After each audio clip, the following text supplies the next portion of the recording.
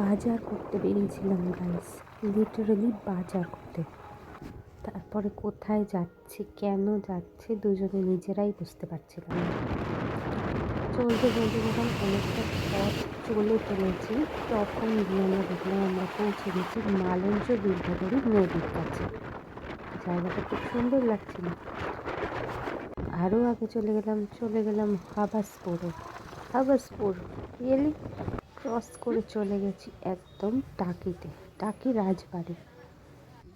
Seriously guys, just বাজার করতে বেরিয়েছিলাম, বিশ্বাস করো চলে গেছি টাকি রাজবাড়িতে। যাই হোক, রাজবাড়িটা খুব সুন্দর লাগছিল। আমরা ভীষণভাবে রাজবাড়িটা ঘুরে দেখছিলাম। ওখানে অনেক পিকনিক স্পট আছে, আর তোমরা চাইলে অনেক কিছু অনুষ্ঠানের জন্য ওখানটা ভাড়া নিতে পারো। এখানে দুর্গা মায়ের প্রতিমা দর্শন করে আমরা ওখান থেকে বেরিয়ে গেলাম সোজা রাজবাড়ি ঘাটের দিকে।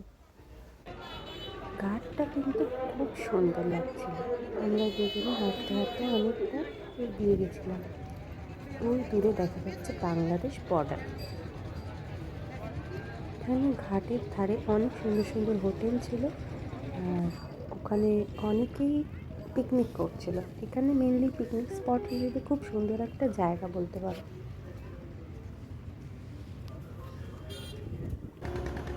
এখানে আমরা যে হঠাৎ করে চলে এসেছি, এটাতে আমাদের কোনো রিগ্রেট নেই।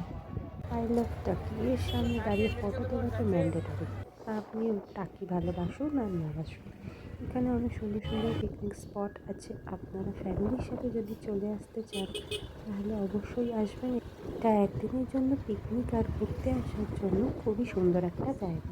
ইচ্ছামতি নদীর ধারে আপনারাও কাটিয়ে দিতে পারেন একদিন।